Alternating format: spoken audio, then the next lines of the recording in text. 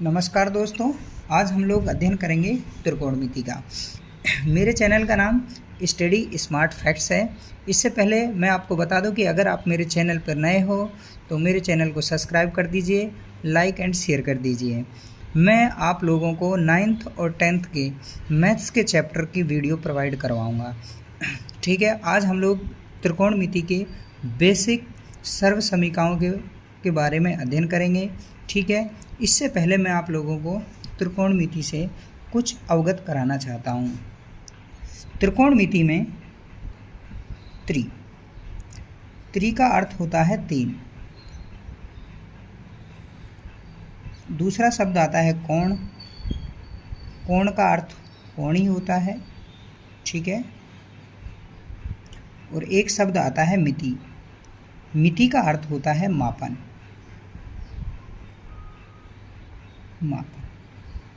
ठीक है, तीन कोण का मापन।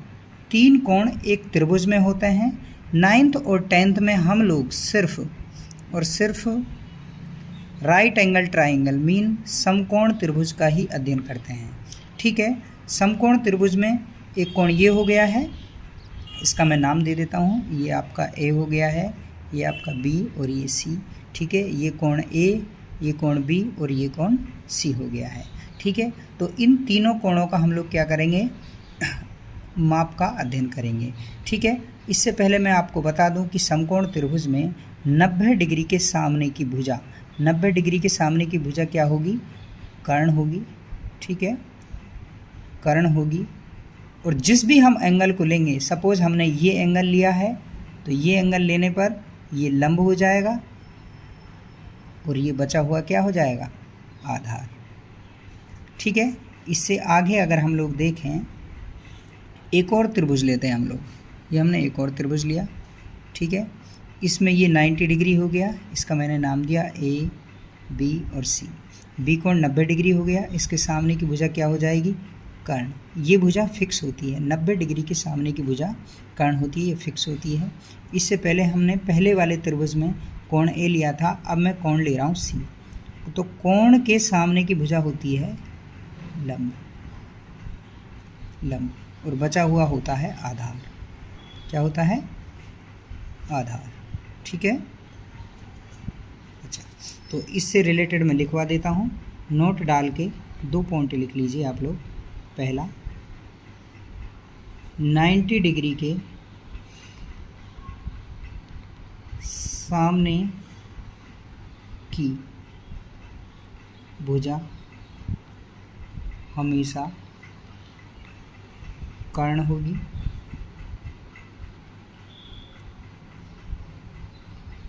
कर्ण होगी। पॉइंट नंबर 2, जिस भी कोण यानी एंगल की माप लेनी हो, उसके सामने की भुजा लंब होगी। ठीक है, लंब होगी। और जो भी त्रिभुज में शेष बचता है वो आपका आधार हो जाएगा। ठीक है, अच्छा, इससे नेक्स्ट प्रॉपर्टी आती है एक पाइथागोरस प्रमेय। क्या आती है, पाइथागोरस प्रमेय। पाइथागोरस प्रमेय। ठीक है, पाइथागोरस प्रमेय क्या होती है, पाइथागोरस प्रमेय होती है कर्ण स्क्वायर बराबर लंब स्क्वायर प्लस आधार स्क्वायर। ठीक है, अच्छा, इसी से हम लोग तीनों चीज़ें निकाल सकते हैं। कर्ण स्क्वायर बराबर होता है लंब स्क्वायर प्लस आधार स्क्वायर। सपोज अगर हमें लंब निकालना है तो दूसरे में अगर हम लोग लंब निकालना चाहते हैं तो लंब को इधर ले आओ, लंब को वहीं रहने दीजिए आप लोग। लंब का स्क्वायर बराबर हो जाएगा, आधार को इधर लाइए, तो कर्ण स्क्वायर ये प्लस का है, बराबर से इधर आके किसका हो जाएगा, माइनस का। ठीक है, तो ये हो गया है लंब स्क्वायर बराबर कर्ण स्क्वायर माइनस आधार स्क्वायर। इस आधार को हम लोग कर्ण के पास लाए हैं, ये साइन प्लस का है, बराबर से इधर आके माइनस का होगा। इसी प्रकार अगर हम लोग चाहें आधार का स्क्वायर निकालना तो कर्ण स्क्वायर, आधार को यहीं रहने देंगे, अब लंब को वापस इधर ले आएंगे, लंब यहाँ प्लस का है, बराबर से इधर आके माइनस का होगा, तो कर्ण स्क्वायर माइनस लंब स्क्वायर, लंब स्क्वायर। ठीक है, इसको हम लोग अब एक त्रिभुज के माध्यम से समझना चाहेंगे। सपोज ये हमने एक त्रिभुज लिया है, ये वाला, इसका नाम ए दिया, इसका नाम बी और इसका नाम सी। ये बी कोण इसमें समकोण है। ठीक है, इसके सामने की भुजा क्या हो जाएगी, कर्ण। ठीक है, और ये वाला सी, कोण सी, ठीक है, कोण सी का हमें माप लेना है, तो कोण के सामने की भुजा होती है लंब, तो ये हो जाएगा लंब। ठीक है, बचा हुआ क्या हो जाएगा आपका आधार। ठीक है, अच्छा, अब हम लोग फॉर्मूले से लिखते हैं। पहला पाइथागोरस प्रमेय में लिखी थी मैंने, कर्ण स्क्वायर बराबर होता है लंब स्क्वायर प्लस आधार स्क्वायर। ठीक है, देखो कर्ण क्या है इसमें, 90 डिग्री के सामने कौन सी भुजा है, AC, तो AC का स्क्वायर हो जाएगा बराबर। ठीक है, लंब क्या है, कोण C के सामने की भुजा AB, तो AB का स्क्वायर हो जाएगा। ठीक है, आधार क्या है जो बचा हुआ BC, तो BC का स्क्वायर हो जाएगा। ठीक है, इस तरीके से हम लोग तीनों फॉर्मूलों को निकाल सकते हैं। Let's be clear. ओके, आगे तीन और सर्व समीकाएँ आती हैं। सर्व समीकाएँ,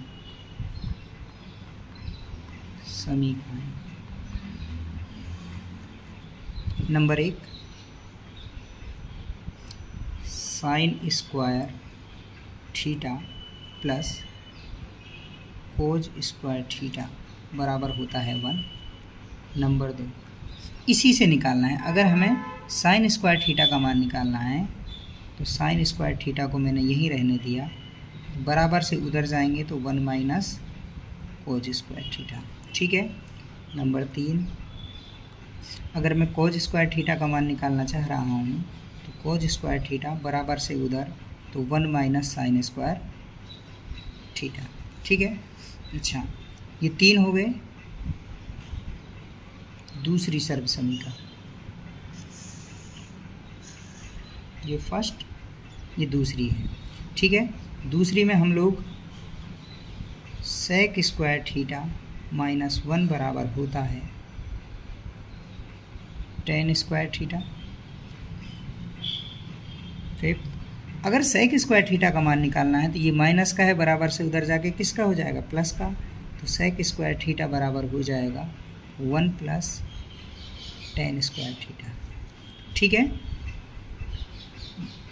छठी प्रॉपर्टी, छठी क्या होगी, अगर मैं टेन स्क्वायर को इधर ले आऊँ, 1 को उधर ले आऊँ, तो sec square theta minus tan square theta बराबर होता है 1।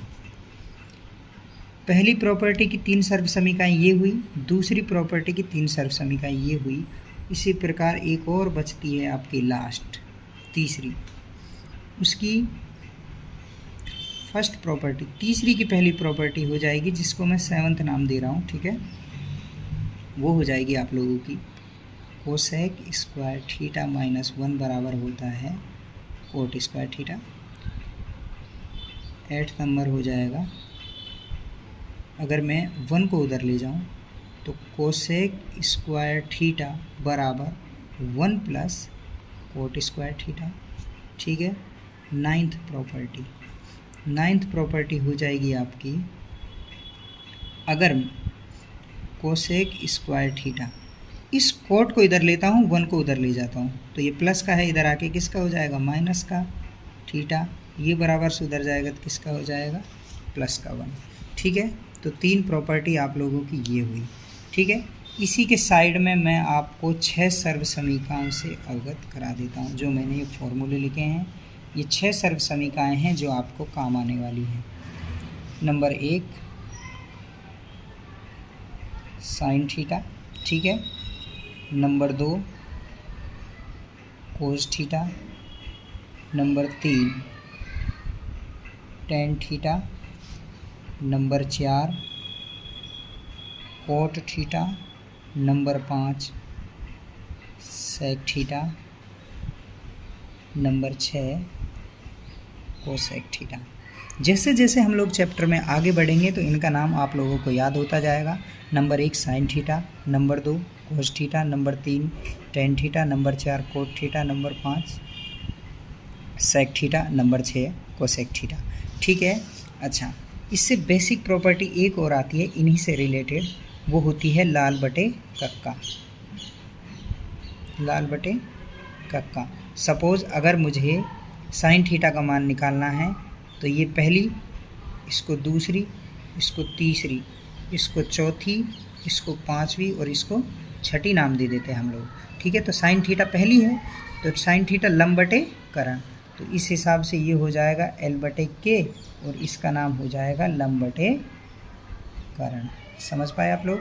ठीक है, नंबर 2 दूसरी प्रॉपर्टी ये क्या है, ए ऐसे होता है आधार, आधार बटे कर्ण, तो ये हो जाएगा ए बटे के, आधार बटे कर्ण। ठीक है, नंबर 3 ये हो जाएगा, नंबर 3 लंब बटे आधार तो एल बटे ए। ठीक है, लंब बटे आधार। इसी प्रकार cot theta 4 number, cot theta 4 number, 4 number यहाँ से तो ये है ए अपॉन एल यानी कि आधार बटे लंब, आधार बटे लंब, तो ये हो जाएगा आधार बटे लंब। इसी प्रकार सेक थीटा को देखें आप लोग, 5वें नंबर की है तो कर्ण बटे आधार, के upon A is equals to कर्ण बटे आधार। ठीक है, लास्ट बचता है कोसेक थीटा 6ठे नंबर का, वो है कर्ण बटे लंब, तो के बटे एल इज इक्वल्स टू कर्ण बटे लंब। ठीक है, अब आप लोग देख पा रहे होंगे कि साइन थीटा का जो मान है वो है लंब बटे कर्ण, पहले से लंब बटे कर्ण। नंबर 2 पे कोस थीटा आता है आधार बटे कर्ण, यहाँ देखिए आधार बटे कर्ण। नंबर 3 पे टेन थीटा लंब बटे आधार और ये टेन थीटा लंब बटे आधार। अच्छा, अब यहाँ से देखिए ये उल्टे होते हैं, रिवर्स होते हैं एक दूसरे के। टेन थीटा है जो वो उल्टा होता है कोट थीटा का। ये सूत्र से आप लोग देख सकते हैं हो कि टेन थीटा है जो वो लंब बटे आधार हुआ था, तो कोट थीटा देखो आधार बटे लंब, कोट थीटा का मान आ रहा है आधार बटे लंब। ठीक है, इसी प्रकार सेक थीटा वो है कोस थीटा का रिवर्स होता है, उल्टा होता है। अच्छा, सेक थीटा की कोस थीटा की वैल्यू थी आधार बटे कर्ण, तो इसको उलट दीजिए, ये हो जाएगा आधार बटे कर्ण से कर्ण बटे आधार, कर्ण बटे आधार। Cosec theta, cosec theta reverse होता है साइन थीटा का, साइन थीटा की वैल्यू आप लोग देख चुके हो लंब बटे कर्ण, इसको रिवर्स कर दीजिए तो कोसेक थीटा की वैल्यू आ जाएगी कर्ण बटे लंब। तो ये सब सर्व समीकरण आज इससे त्रिकोणमिति से रिलेटेड हैं। ठीक है, इससे अगला मैं आप लोगों को एक चीज़ कोण के बारे में और बताना चाहता हूँ।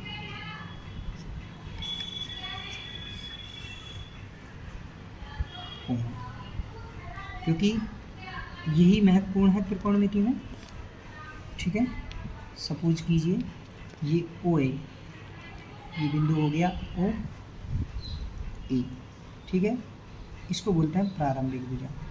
ठीक है, मैं पूरा लिख देता हूँ, प्रारंभिक भुजा। इसी की एंटी क्लॉकवाइज घड़ी की विपरीत दिशा में। ठीक है, एक और भुजा ली मैंने बी भुजा, ओ बी।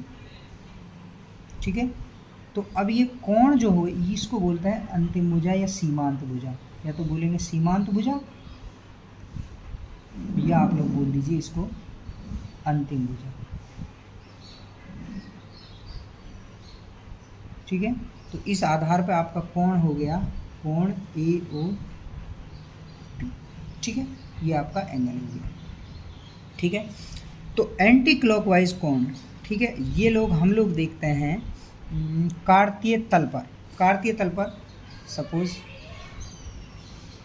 ये काटते तल हो गए, ये x होता है, ये y होता है, सॉरी ये x डैश होता है, ये y होता है, ये y डैश होता है, ठीक है। ये प्लस होता है, ये प्लस होता है, दोनों x भी प्लस y भी प्लस। इसमें x minus Y plus first coordinate second, प्रथम चतुर्थांश, सेकंड चतुर्थांश, थर्ड चतुर्थांश में x भी नेगेटिव होता है, y भी नेगेटिव होता है। फोर्थ चतुर्थांश में आपका y नेगेटिव होता है और x प्लस होता है, ठीक है, पॉजिटिव होता है। अच्छा, अब आप लोग वैसे भी देख सकते हो शीर्षाभिमुख कोण के माध्यम से, यहाँ दोनों प्लस प्लस हैं फर्स्ट में, तीसरे में दोनों माइनस माइनस है। याद रखने के लिए सेकंड चतुर्थांश में एक माइनस एक प्लस, इसमें एक माइनस एक प्लस, ठीक है। इसमें x है जो वो है प्लस का और y है जो वो है माइनस का, ठीक है बच्चों, ठीक है। तो अब ये हम लोगों ने ये प्रारंभिक भुजा और यही ली थी अंतिम भुजा। एंटी क्लॉकवाइज ये कौन होगा आप लोगों का इस प्रथम चतुर्थांश में। सपोज यहाँ मैंने ओ पॉइंट लिया, ए पॉइंट लिया, ये ओ हो गया और ये ले लिया बी, तो ये जो कौन होगा ये आपका धनात्मक कौन होगा, ठीक है, ये पॉजिटिव एंगल, ठीक है। अच्छा, बाकी हम लोग कल क्वेश्चनों की स्टार्ट करते हैं, इससे पहले आप लोग ये अध्ययन कर लेना। धन्यवाद।